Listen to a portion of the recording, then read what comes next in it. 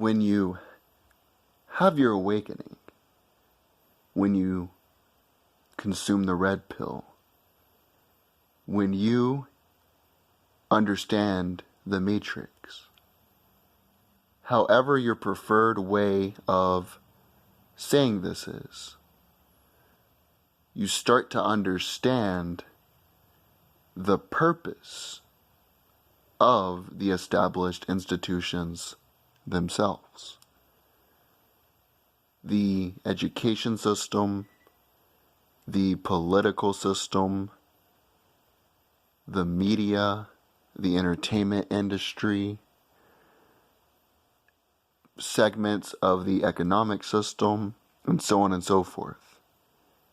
What you begin to understand as you become more astute in your knowledge is that these institutions are not there to educate you, to improve your standard of living, to benefit you in any specific way.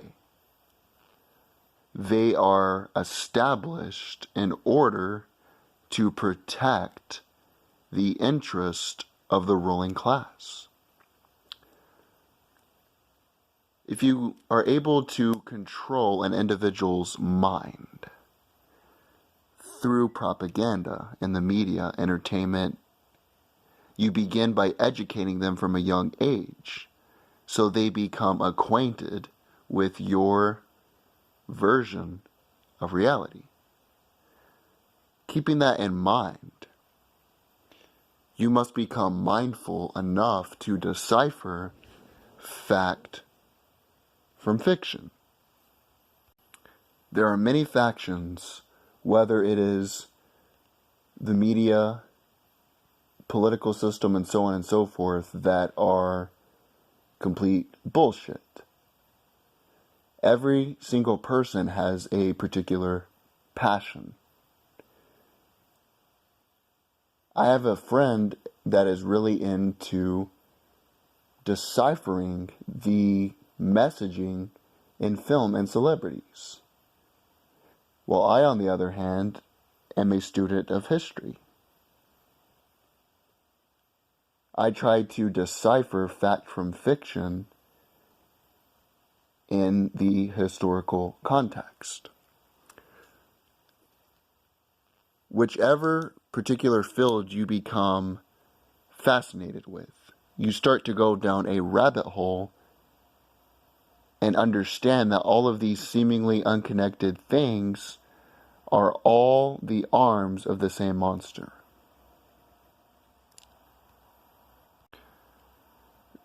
If they control your mind, they control your thoughts. You regurgitate their thoughts, their version of reality, what you're talking about, what you're putting your energy into is what is being created on the TV screens, what is being spoken. They have you right where they want you.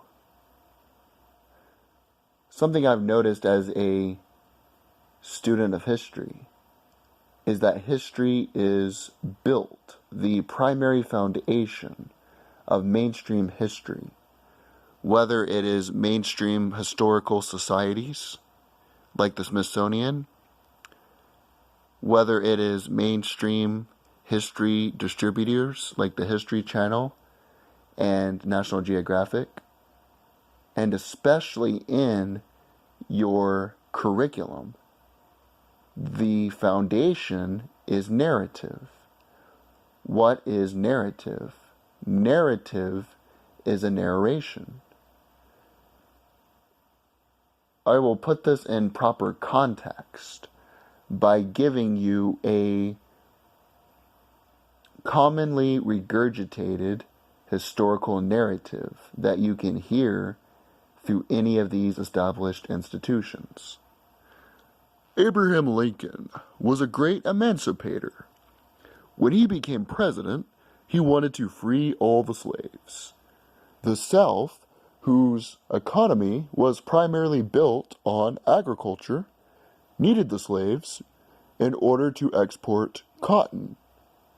Because of that, Abraham Lincoln got into a war. The great emancipator defeated the South after 4 years. And that is why slavery was ended.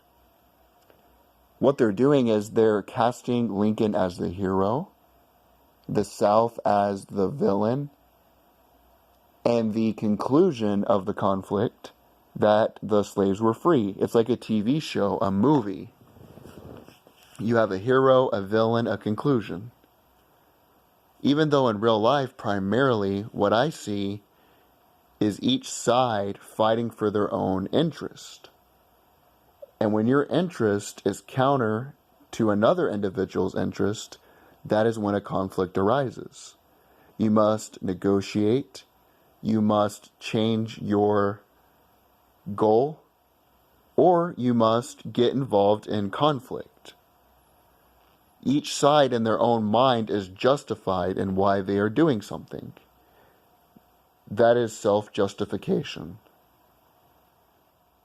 That's why in history, a lot of times there's not a particular villain, a hero, and the resolution that is commonly regurgitated is misinformed.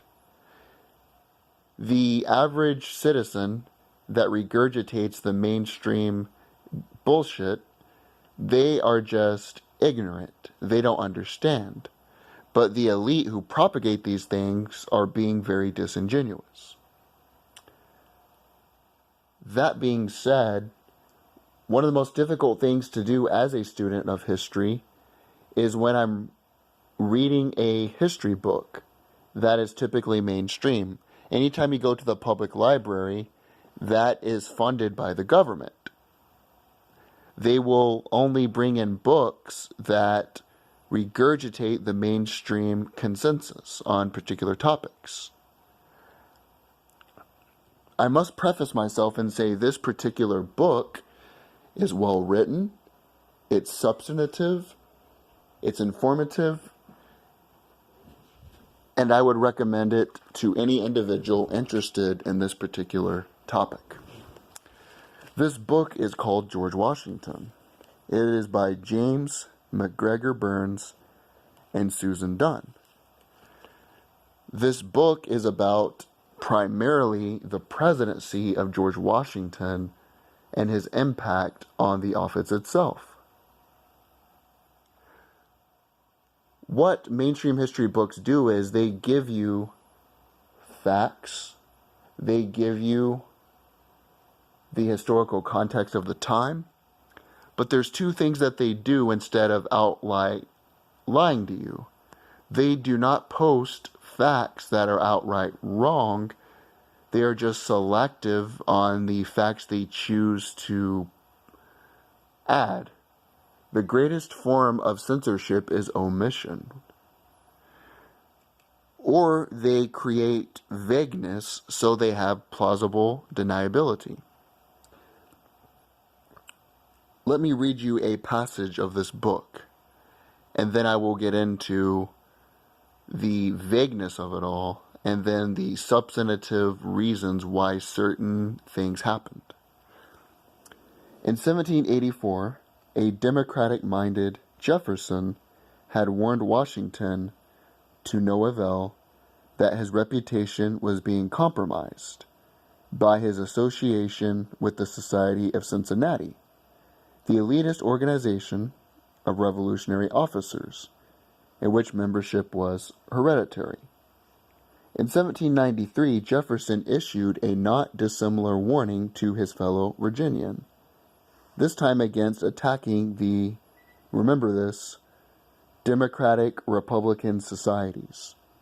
Condemnation of the societies, he explained, would make the president appear as the head of a party instead of the head of the nation, and an elitist party at that. But in the wake of the Risky Rebellion, which Washington considered the product of a conspiracy of admirers of the bloody revolution in France and members of the democratic societies, he decided to make a public denunciation of the societies for actions verging on sedition. This is another passage. The dark menace of parties also disposed the president to lend credence to a variety of conspiracy theories circling among Federalists. He entertained the bizarre notion. Notice, this is how they frame it. It's built on narrative. He entertained the bizarre notion that a sect of upper-class European mystics, the Illuminati, wanted to take over the United States, along with the rest of the world. It was too evident to be questioned, he wrote, that the diabolical tenets of the Illuminati had infected American society through the medium of the democratic societies. Still, there were limits to Washington's openness to Federalist conspiracy theories. Under the influence or coercion of France, Hamilton informed Washington in 1798, Republicans wanted to remodel the Constitution, with Jefferson and his cronies determined to make the country a province of France. That would have been interesting for the author of the Declaration of Independence. Washington replied that, while Republicans might want to subvert the Constitution, it is not out of loyalty to France. The narrative is that Washington was a good man, the founder of the country, and so on and so forth. But he had errors in the way he responded to opponents of his administration, the way he handled the Whiskey Rebellion, and the way he supported the Alien and Sedition Acts that were implemented by the John Adams administration once he was out of office. But he lended his support to that. Also, according to this book, their narrative is bizarre conspiracy theories. Let's get into this. Our history was changed a lot after the Civil War. If you read a book that is pre-Civil War, this is how I came to this conclusion, is by reading older literary books. This history was well known, but after the Civil War, you had more of a government takeover of education, of commerce, and other things, while a decrease in the state's abilities to establish what they thought was best for the general population. As a result, our history was passed down in a way to fit the narrative. Let's get into this. This is kind of things that have been subverted away from you. The Jacobins were a front organization of the Illuminati leadership in France and were imported to the United States. The Jacobins were named after the Jacobin Club of Paris, those who attend of the society, and those who attended the network of clubs that grew up in the provinces of France. The American Democratic clubs, led by the Jacobin movement from France, provided organization to format and lead opposition to George Washington and the Constitution. In that book, it mentions that Washington had conspiracy theories about organizations trying to go against his government and trying to change the legitimacy of his rule, which was true. Thomas Jefferson was really involved in this. He had quite an affection for France, which is even concluded in the mainstream history. But not only did his affections run from just rhetoric, but he also joined the Jacobins, which was an organization that was trying to counter George Washington's presidency. The Whiskey Rebellion of Western Pennsylvania was the outgrowth of an agitation carried on by so-called democratic societies acting under the guise of protectors of civil liberties, which reserved their inspiration from the French revolutionary socialites. Washington, in a letter to John Jay, put it this way: that the self-created society who have spread themselves over this country have been laboring incessantly to sow the seeds of distrust, jealousy, and of course, discontent, hoping thereby to effect some revolution in government. It is not unknown to you. They have been to the fomenters of the Western disturbances, admits of no doubt in the mind of anyone who will examine their conduct. The U.S. Senate, in its reply to Washington's speech at the opening of Congress, November 19, 1794, also referred to secret societies fomenting insurrection. According to Washington, the Whiskey Rebellion was the first ripe fruit of the democratic societies when the Jacobins used the issue of the imposition of tax on distilling whiskey. It was believed by Washington that Hugh Henry, Brackenridge, William Findley, and especially Albert Gallatin, who ironically was the Secretary of the Treasury under Thomas Jefferson, and he has a statue that is located behind the Treasury building in Washington, D.C., were behind the rebellion, fomenting the general population that did not own property or even a still for making whiskey. That's what's crazy. The individuals who were arrested did not even own a distillery or property in some cases. So the Jacobins, which were part of France, a secret society working for the Illuminists, used Jefferson and other individuals to cause insurrection in opposition to Washington's administration. He went down there with Hamilton dressed in full military uniform. Still the only president to lead, acting president rather, to lead a army into a fight, even though they didn't have any fights, any violence or anything.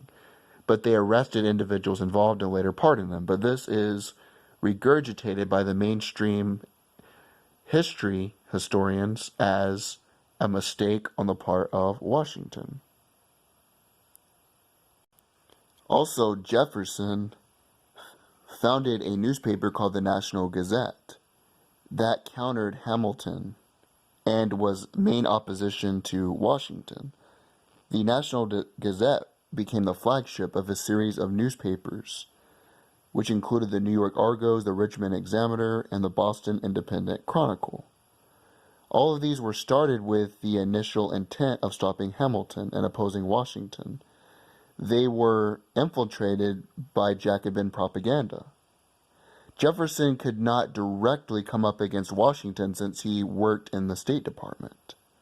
He did it indirectly through back channels.